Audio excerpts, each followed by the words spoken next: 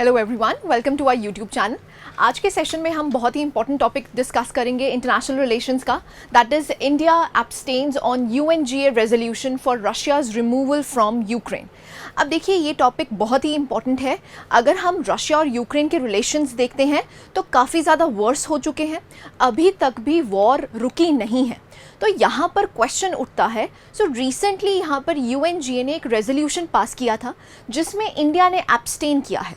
तो यहाँ पर हम डिस्कस करने की कोशिश करेंगे कि रेजोल्यूशन क्या था, यहाँ पर इंडिया ने एब्सटेन क्यों किया है, रीजंस क्या क्या रहे हैं और यहाँ पर इंडिया का क्या स्टैंड रहा है रशिया और यूक्रेन की वॉर में।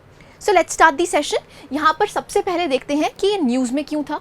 सो अगर हम न्यूज़ की बात करते हैं तो India has abstained on the UN resolution on Ukraine and consistently underlined the need to respect the UN charter. अब देखिए, इंडिया का क्या स्टैंड रहा है कि अगर हम UN चार्टर की बात करते हैं, अगर हम आर्टिकल 1 की बात करते हैं, जो यूनाइटेड नेशन ऑर्गेनाइजेशन है वो बनी क्यों थी। 1945 में आपकी ओवर होती है सेकेंड वर्ल्ड वॉर, उसके बाद यूनाइटेड नेशन ऑर्गेनाइजेशन को बनाया गया था। उसका प्राइम ऑब्जेक्टिव क्या था कि आगे कभी ऐसी कन्वेंशनल वॉर ना हो। तो क्या UN जो आज की सबसे बड़ी ऑर्गेनाइजेशन है, क्या वो रेलेवेंट है, क्या वो रशिया और यूक्रेन की वॉर को रोक पाई है। तो यहाँ पर हमारा स्टैंड बहुत क्लियर रहा है कि जो भी UN चार्टर है, इंटरनेशनल लॉ है और जो सोवरेनिटी है, टेरिटोरियल इंटेग्रिटी है, वो मेंटेन्ड होनी चाहिए। राइट। सो यहाँ पर रेजोल्यूशन क्या था, पहले उसको जान लेते हैं। सो अगर हम UNGA के रेजोल्यूशन की बात करते हैं, so what was the resolution about. So it was ending the war in Ukraine and demanded Russia's immediate withdrawal from the country। अब UN चार्टर में ये कहा गया है कि जो भी अग्रेसर कंट्री है जिसने अग्रेशन किया है, जैसे कि यहाँ पर रशिया को अग्रेसर कहा जाता है, तो यहाँ पर ये कहा गया है कि रशिया की इमीडिएट रिमूवल चाहिए from Ukraine. So this was the resolution all about. अब यहाँ पर रेजोल्यूशन का रिजल्ट क्या रहा उसको हम देख लेते हैं। सो अगर हम रिजल्ट की बात करते हैं, the results were 141 members in favour and 7 against it. So आप देख सकते हैं मेजॉरिटी ऑफ द नेशंस जो थे, मेंबर कंट्रीज जो हैं, वो इनकी फेवर में वोट किया गया है कि यस, रशिया को इमीडिएटली यहाँ से चले जाना चाहिए। यहाँ पर 7 कंट्रीज़ जो हैं दे वर अगेंस्ट इट, जो कि आप देख सकते हैं, चाहे बेलारूस हो, चाहे फिर Democratic People's Republic of Korea हो, एरिट्रिया, माली, निकारागुआ, रशिया और सीरिया। आप देख सकते हैं ये जो 7 कंट्रीज़ हैं they are the promoters of Russia. So जो स्टॉन्च सपोर्टर्स हैं रशिया के, उन्होंने यहाँ पर अगेंस्ट में वोट किया है। लेकिन अगर हम यहाँ पर बात करते हैं एब्सटेंशंस की, तो 32 मेंबर कंट्रीज़ ने यहाँ पर एब्सटेन किया है, जिसमें से आपको चाइना, इंडिया और पाकिस्तान देखने को मिलते हैं। अब सबसे बड़ा क्वेश्चन उठता है कि इंडिया ने एब्सटेन क्यों किया है, the reason behind it, the causes behind it. Right. So इस पे भी एक पूरी डिटेल डिस्कशन की गई है, आप यहाँ पर देख सकते हैं। अगर हम बात करते हैं व्हाई डिड इंडिया एब्सटेन, सो ये ट्विटर अकाउंट है, यहाँ पर पूरी एक्सप्लेनेशन दी गई है। So it is India's explanation of the vote on Ukraine today. So explain किया गया है कि क्यों हम यहाँ पर एब्सटेन किए हैं। राइट। अब देखते हैं हमारे रीजंस क्या हैं, हमारा स्टैंड क्या है। सो आप देख सकते हैं कॉजेज और दी रीजंस फॉर इंडियाज एब्सटेंशन। अगर हम पहले पॉइंट की बात करते हैं, सो यहाँ पर हम बात करते हैं that we are nowhere near a possible solution that is acceptable to both sides. अब हम बात करते हैं अगर दोनों साइड्स की, चाहे फिर वो रशिया हो चाहे यूक्रेन हो, दोनों ही कंट्रीज पार्टिसिपेट नहीं कर रही, नेगोशिएशंस नहीं कर रही, डिप्लोमेसी पे बैक वापस नहीं आ रही, तो प्रॉब्लम क्या है कि कोई भी एज सच कॉन्क्रीट सोल्यूशन नहीं है, क्योंकि दोनों कंट्रीज में से कोई भी वॉर को रोकना चाह ही नहीं रहा। राइट। सो हमारा पॉइंट है कि इस रेजोल्यूशन का मकसद ही क्या है। अगर दोनों ही कंट्रीज यहाँ पर निगेट कर रही हैं तो there is no point of any resolution here. That is why India has abstained. This is point number 1।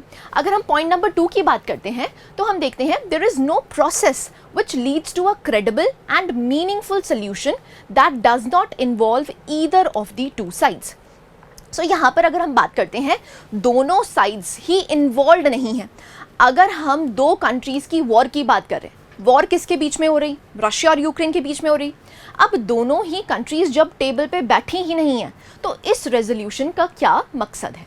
सो इसीलिए इंडिया ने यहाँ पर एब्सटेन किया है, राइट। ऐसे ही अगर हम पॉइंट नंबर 3 की बात करते हैं, so the UN system and particularly its principal organ जो कि यूएनएससी है, that is United Nation Security Council, based on 1945 world construct has been rendered ineffective to address the contemporary challenges to global peace and security.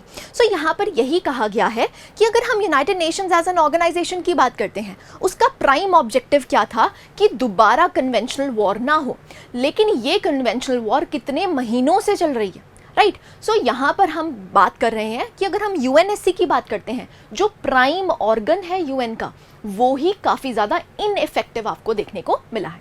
अब देखिए इसमें से आपके mains के questions क्या बन सकते हैं, क्योंकि यूनाइटेड नेशंस ऑर्गेनाइजेशन एक ग्लोबल ऑर्गेनाइजेशन है, क्या ये फेल कर चुकी है? क्वेश्चन मार्क ये अराइज करता है, राइट। इन 3 पॉइंट्स की वजह से ही इंडिया ने एब्सटेन किया है। सो आप यहाँ पर देख भी सकते हैं, अगर हम इंडिया के स्टैंड की बात करते हैं, इंडिया किसके लिए खड़ा है? देखिए, इंडिया स्टैंड्स बाय पीस। अब वो कहते हैं ये पीस इस्टेब्लिश कैसे होगा? जब आप हथियार छोड़ेंगे और यहाँ पर डिप्लोमेसी एंड डायलॉग का पाथ फॉलो करेंगे। सो यहाँ पर हमारा स्टैंड क्या है कि we stand for peace. So आप देख सकते हैं, underline the need to respect the UN charter. So UN charter जो है, इंटरनेशनल लॉ जो है, और जो सोवरेनिटी एंड टेरिटोरियल इंटेग्रिटी है of the states, that has to be maintained. That is India's stand. Number 2 की अगर बात करते हैं, so we should restore the path of dialogue and diplomacy.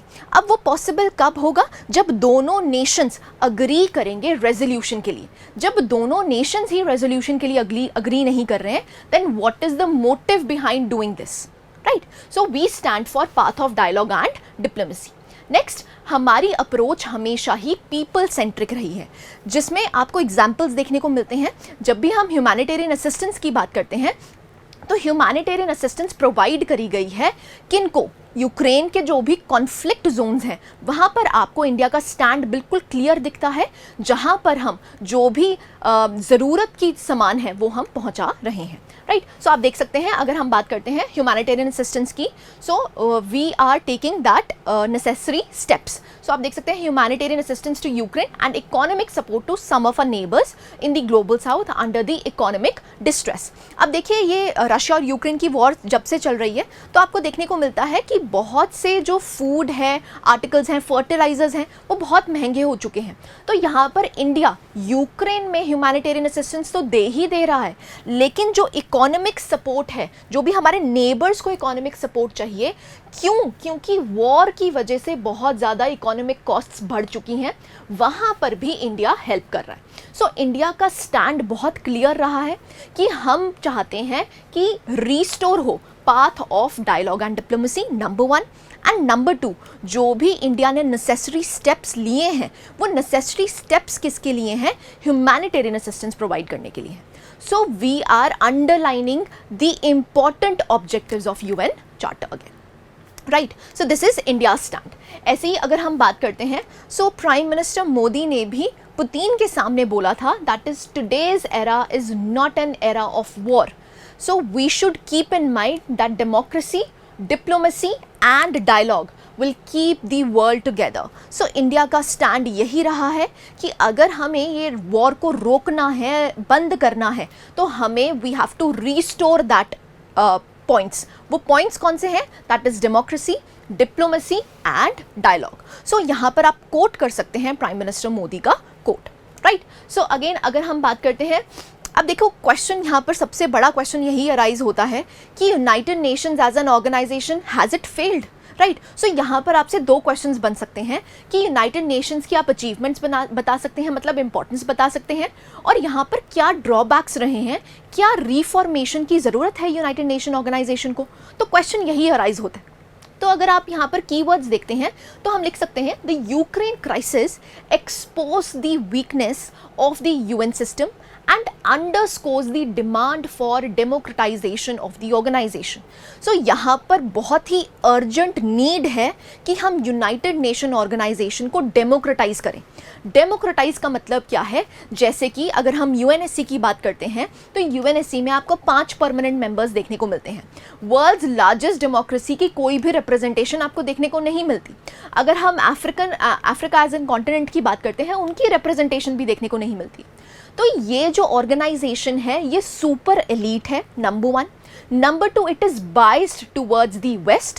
And number 3, यहाँ पर आपको ट्रांसपेरेंसी देखने को नहीं मिलती है। तो यहाँ से कोट उठता है कि अगर हम यूक्रेन क्राइसिस की बात करते हैं तो यहाँ पर काफ़ी ज़्यादा आपको देखने को मिला है the weaknesses in the UN system. So यहाँ से अगेन 2 क्वेश्चंस अराइज होंगे। आपको इंपॉर्टेंस ऑफ यूएन बतानी है, ड्रॉबैक्स ऑफ यूएन बताने हैं, and what can be the way forward, right. So will study that. So अगर हम यूनाइटेड नेशंस की बात करते हैं तो यहाँ पर आप जयशंकर का कोट भी लिख सकते हैं, that is UN no longer reflects the reality of the world. And that is very very important, क्योंकि यहाँ पर यूनाइटेड नेशंस रियल वर्ल्ड में अपने आप को साबित नहीं कर पाया है। Whatever the UN charter was, it is not fulfilled, right? So यहाँ पर again you can quote him. So the United Nations was set up almost 75 years ago. However, the need and situations of the 21st century is very different from that of the 20th century. So जो आज हम problem से deal कर रहे हैं, real world से deal कर रहे हैं, वहाँ पर यूनाइटेड नेशंस खरा नहीं उतरा है, right? So you can quote him that UN no longer reflects the reality of the world. देखिए, if we talk about mains answer writing में ऑलमोस्ट आपको सबके आंसर सिमिलर देखने को मिलेंगे। वहाँ पर आप यूनिकनेस कहाँ से ला सकते हैं? By adding these quotes, by adding facts and figures. So अगर आपको फैक्ट्स याद हैं, फिगर्स याद हैं, कुछ कोट्स याद हैं, कुछ इंपॉर्टेंट कोट्स याद हैं, अगर आप वहाँ पर आंसर में लिखेंगे, वहीं से आपको एक्स्ट्रा बोनस पॉइंट्स मिलेंगे, राइट? वही आपका आंसर एक यूनिक आंसर बन पाएगा। सो यहाँ से आप अपने यूएन सिस्टम की जो वीकनेस है उसको दिखा सकते हैं, दर्शा सकते हैं, राइट?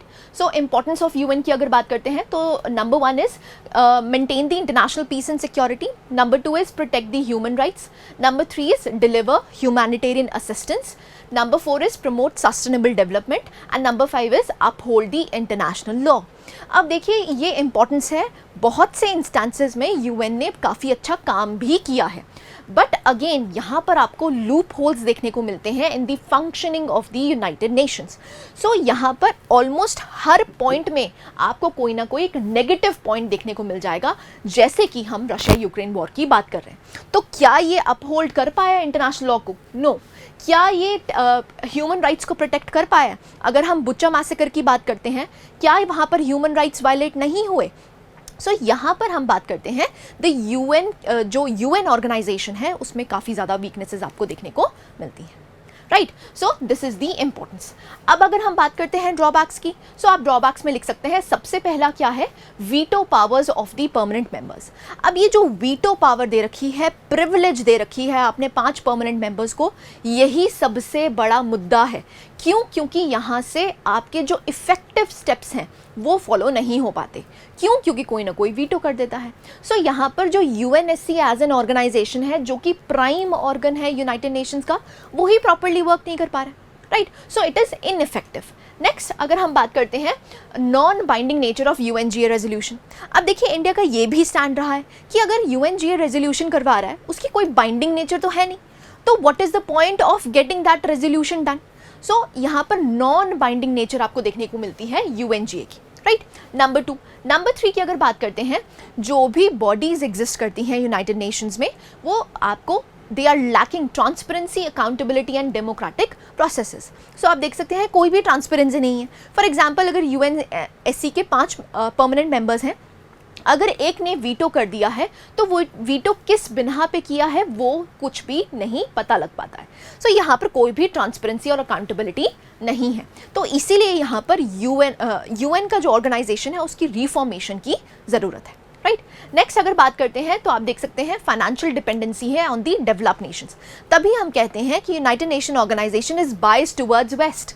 व्हाई? बिकॉज जो वेस्ट में कंट्रीज हैं दे आर डेवलप्ड और फंडिंग के लिए ज़्यादातर वो किस पे निर्भर रहता है? इन डेवलप्ड कंट्रीज पे निर्भर रहता है, राइट। सो इसीलिए फाइनेंशियल डिपेंडेंसी है on the developed countries. Next आता है no strict laws against violence and toothless peace keeping forces. So peace keeping forces भी टूथलेस हैं, कोई एज सच मेजर पावर्स आपको देखने को नहीं मिलती है यूनाइटेड नेशंस ऑर्गेनाइजेशन में। सो इसीलिए इसकी ओवरहॉलिंग की ज़रूरत है। यहाँ पर रिप्रेजेंटेशन भी काफ़ी ज़्यादा कम है, जहाँ पर भी हम पॉपुलेशन की बात करते हैं।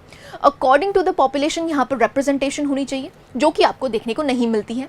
ना ही ट्रांसपेरेंट कल्चर है, ना ही जो प्रोसेसेस हैं they are accountable, right. So these are some of the drawbacks. अगर हम वे फॉरवर्ड की बात करते हैं, देखिए जो भी ड्रॉबैक्स होते हैं they can be way forward, वो आप इजीली उनको वे फॉरवर्ड में लिख सकते हैं। सबसे पहला क्या है? That need for equitable representation. So ये हम बात कर चुके हैं, यहाँ पर इक्विटेबल रिप्रेजेंटेशन होगी तभी हम कह सकते हैं कि कोई इफेक्टिव स्टेप्स लिए जाएंगे। Number 2, that is need for mechanism for improving conformity to the members to implement steps and bring real change. अगर हमें real change चाहिए तो यहाँ पर हमें conformity लानी पड़ेगी, एक ऐसी पॉलिसी बनानी पड़ेगी जहाँ पर सबकी रजामंदी हो, राइट। नेक्स्ट आता है need structural reforms, जिससे कि अकाउंटेबिलिटी और ट्रांसपेरेंसी इंक्रीज हो पाए। And the last one is establishment of global fund for functioning of the human bodies which can improve the efficiency. अब यहाँ पर क्या है? देखिए फंडिंग ज़्यादातर किससे आ रही है? वेस्ट कंट्रीज से, डेवलप्ड कंट्रीज से। सो यहाँ पर हम क्या कर सकते हैं कि ये बायसनेस ना हो तो एक ग्लोबल फंड बना सकते हैं। वो ग्लोबल फंड में हर कोई कंट्रीब्यूट करे, उसी से यूएनओ की ऑर्गेनाइजेशन वर्क करे। तो यहाँ से आपको देखने को मिलता है कि अगर हम ग्लोबल फंड बना देंगे तो इनकी जो डिपेंडेंस है on the west that will reduce, right. So यहाँ पर ओवरहॉलिंग की ज़रूरत है। United Nations organisation has it failed और not? You have to give the examples with this, right. So this was the topic about, जहाँ पर हमने holistically इस टॉपिक को कवर किया है कि इंडिया ने एब्सटेन क्यों किया। सबसे पहला क्वेश्चन तो अराइज होता है कि रेजोल्यूशन क्या था, रेजोल्यूशन क्या था, इंडिया का क्या स्टैंड रहा है, और United Nations as an organisation has it failed और not. I hope you like this session. Thank you very much.